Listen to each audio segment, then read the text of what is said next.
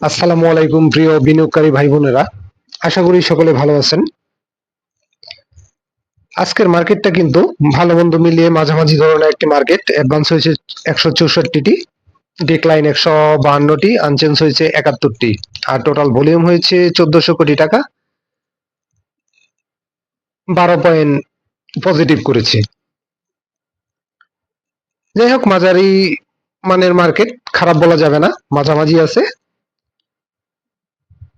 আর যারা আমার ভিডিওটি প্রথম শুনতেছেন, পেজটিকে ফলো দিয়ে রাখবেন। ফ্রেন্ড রিকোয়েস্ট ফুলফিল হয়ে গেছে, আপনারা পেজটিকে ফলো দিয়ে রাখেন। আর ভিডিওটি ভালো লাগলে শেয়ার করেন। আমার ফেসবুক প্রবলেমের জন্য আমি এটা আসলে শেয়ার করতে পারছি না, আপনারা একটু শেয়ার করে দিবেন কাইন্ডলি।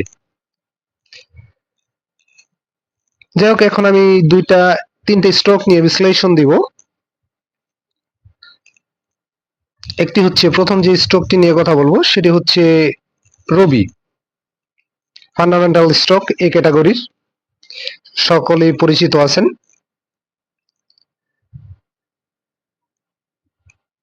আজকের ক্লোজিং প্রাইস হচ্ছে 32 টাকা 70 পয়সা, 40 পয়সা পজিটিভ হয়েছে, হাত বদল হয়েছে 27 লক্ষ স্টক।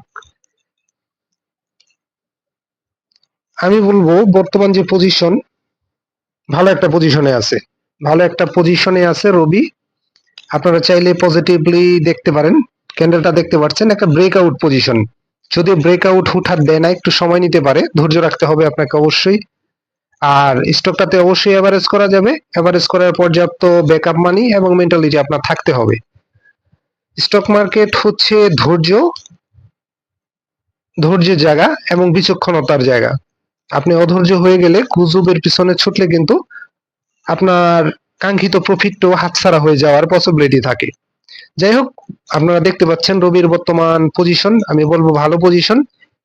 একটু সময় নিয়ে যদি আপনারা দেখতে পারেন, আশা করি এখান থেকে আপনাদের কম বেশি প্রফিট গেইন করার একটা পসিবিলিটি থাকবে। আর আমি কাউকে বাইসেল নির্দেশ করি না, বাইসেল নিজ দায়িত্ব করবেন। যাই হোক, এই মুহূর্তে যে পজিশনে আছে, আমি বলবো রবি একটা ভালো পজিশনে আছে। আমরা এখন আরএসআইটাকে একটু দেখবো। 62, আরএসআইটা 62। চাইলে আপনারা পজিটিভলি দেখতে পারেন, তবে অবশ্যই এভারেজ করার মেন্টালিটি থাকতে হবে। ইন্ডেক্সের উপরে খেয়াল রাখতে হবে।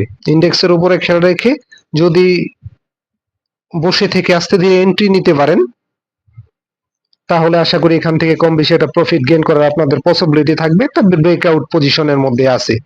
তবে ইন্ডেক্সের উপর অবশ্যই খেয়াল রাখবেন, যেহেতু রবি একটা ফান্ডামেন্টাল স্টক। রবি যদি নেগেটিভ করে, সেটা কিন্তু ইন্ডেক্সের উপর ভালো একটা প্রভাব পড়ে। সেগুলোর জন্য দেখে শুনে বুঝে শুনে এন্ট্রি নেবেন। তবে আশা করি এখান থেকে আপনারা কম বেশি প্রফিট গেইন করতে পারবেন। আমার কাছে মনে হচ্ছে পজিশনটা ভালো, আপনারা চাইলে পজিটিভলি রবিকে দেখতে পারেন। তবে যদি আপনার হাতে 10-15 দিন সময় থাকে, তাহলে আমার বিশ্লেষণগুলো দেখলে আপনারা আশা করি উপকৃত হবেন। যাই হোক, এরপরে যে স্টকটা নিয়ে কথা বলবো সেটা হচ্ছে দেশবন্ধু, বি ক্যাটাগরির একটি স্টক, ইঞ্জিনিয়ারিং। শেয়ার সংখ্যা খুবই কম, 6,14,00,000। আজকের ক্লোজিং প্রাইস 10 পয়সা পজিটিভ করে 21 টাকা 40 পয়সা, হাত বদল হয়েছে 6,90,000 স্টক। পজিশনটা দেখতে পাচ্ছেন, পজিশনটা আমি বলবো যে ভালো। সামনে যাওয়ার এই গ্যাপটা ফিল আপ করা তার যথেষ্ট পসিবিলিটি আছে, উপরে যাওয়ার তার যথেষ্ট পসিবিলিটি আছে বলে আমার মনে হয়। ভালো পজিশন, চাইলে আপনারা দেখতে পারেন। তবে সবকিছুর মূলে হচ্ছে ইন্ডেক্স। দিনের যে কোনো সময় বুঝে শুনে, যখন আপনার মনে হবে না ইন্ডেক্সটা আজকে পজিটিভ থাকবে, এরকম একটা ক্যালকুলেশন এবং রিজনেবল প্রাইস, এই দুটা মিলে যদি আপনি স্টকটা এন্ট্রি নিতে পারেন এবং এভারেজ করা যাবে, এভারেজ করার মেন্টালিটি এবং ব্যাকআপ মানি যদি আপনার থাকে, আশা করি দেশবন্ধু থেকে আপনার প্রফিট গেইন করার পসিবিলিটি অনেকাংশে বেড়ে যাবে। যাই হোক, বর্তমান আরএসআইটা দেখবো। আর সকল কিছুর মূলে হচ্ছে কিন্তু ইন্ডেক্সের উপর অবশ্যই ট্রেডার ভাইরা নজর রাখবেন। দেখতে পাচ্ছেন হিস্টোগ্রামের বারটা কিন্তু হালকা হয়ে গেছে। বর্তমান আরএসআই হচ্ছে 61। চাইলে আপনারা দেশবন্ধুকে পজিটিভ ভাবে বিবেচনা করতে পারেন। তবে যে কোনো স্টকই আজকে কিনবেন, ম্যাচিউর ডেতে সেল করবেন, প্রফিট টেক করবেন, আসলে স্টক মার্কেটে এরকম খুব কমই হয়। ধৈর্য সহকারে আপনাকে স্টকে এন্ট্রি নিতে হবে। এবং এভারেজ করার মেন্টালিটি থাকতে হবে। তাহলে আশা করি আপনি এই মার্কেট থেকে প্রফিট গেইন করতে পারবেন। যাই হোক, দেশবন্ধুটাকে চাইলে আপনারা পজিটিভলি দেখতে পারেন বলে আমার মনে হয়। আমি কাউকে বাই সেল নির্দেশ করি না, বাই সেল আপনারা নিজ দায়িত্বে করবেন। দেখতে পাচ্ছেন পজিশনটা ভালো, আপনারা নজরে রাখতে পারেন। দেখে শুনে এন্টি এভারেজ নিতে করতে পারলে আশা করি আপনাদের প্রফিট গেইন করার একটা ভালো পসিবিলিটি আছে বলে আমার মনে হয়। দেখতে পাচ্ছেন এরপরে যে স্টকটা নিয়ে কথা বলবো সেটা হচ্ছে জনতা ইন্স্যুরেন্স। এই ক্যাটাগরির একটি ইন্স্যুরেন্স সেক্টর একটি স্টক। আজকের হাত বদল হয়েছে, 3,60,000 স্টক। 25 সালে 10% ক্যাশ ডিভিডেন্ড দিয়েছে। আজকের ক্লোজিং প্রাইস 35 টাকা 20 পয়সা, 20 পয়সা পজিটিভ করেছে। দেখতে পাচ্ছেন পজিশনটা। আশা করি এখান থেকে তারা উপরে যাওয়ার একটা পসিবিলিটি আছে। আর অবশ্যই এভারেজ করার চিন্তা ভাবনা আপনার থাকতে হবে। স্টকটাতে এভারেজ করা যাবে, এভারেজ করার মেন্টালিটি থাকতে হবে। তবে সবকিছুর মূলে হয়েছে ইন্ডেক্স। ইন্ডেক্সটাকে আমলে নিয়ে যখন আপনার মনে হবে যে না ইন্ডেক্সটা আজকে পজিটিভ থাকতে পারে এবং প্রাইসটা ওকে আছে, সেক্ষেত্রে যদি আপনি এন্ট্রি নিতে পারেন এবং এভারেজ করতে পারেন, আশা করি এই জনতা ইন্স্যুরেন্স থেকে আপনাদের প্রফিট গেইন করার একটা পসিবিলিটি থাকবে বলে আমার মনে হয়। বাইসেল নিজ দায়িত্ব করবেন, বাইসেল আমি কাউকে বাইসেল নির্দেশ করি না। আর ভিডিওটিকে একটু শেয়ার করে দিবেন, আপনার অন্য ভাইকে দেখার সুযোগ করে দিবেন। এখন অ্যাডভান্স চার্টে দেখবো যে কি পজিশন আছে জনতা ইন্স্যুরেন্স।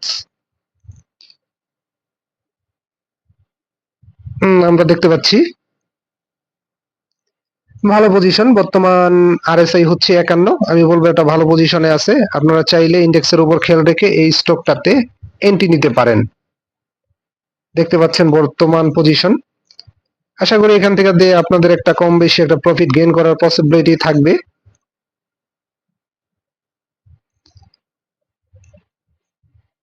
যদি ভালো জায়গায় এভারেজ করতে পারেন এবং পজিশনে এন্ট্রি নিতে পারেন।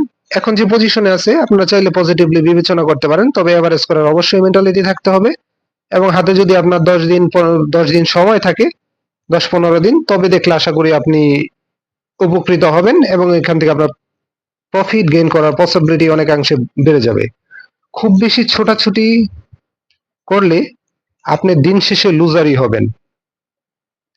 একটু সময় নিয়ে পরিকল্পনা মতো একটি স্টক কিনেন, এভারেজ করেন, আশা করি স্টকটা আপনাকে নিরাশ করবে না, সেখান থেকে আপনার প্রফিট গেইন করতে পারবেন। তবে জনতা ইন্স্যুরেন্স আপনারা চাইলে পজিটিভলি বিবেচনা করতে পারেন বলে আমার মনে হয়। ভালো পজিশন, আমি কাউকে বাইসেল নির্দেশ করি না, বাইসেল নিজ দায়িত্ব করবেন। আর সকল কিছুর মূলে হয়েছে ইন্ডেক্স। অবশ্যই ইন্ডেক্সের উপর খেয়াল রাখবেন, রেখে বুঝে শুনে যে দিনের যে কোনো সময় ধৈর্য সহকারে যদি এন্ট্রি নিতে পারেন, আশা করি জনতা ইন্স্যুরেন্স থেকে আপনাদের প্রফিট গেইন করার পসিবিলিটি থাকবে।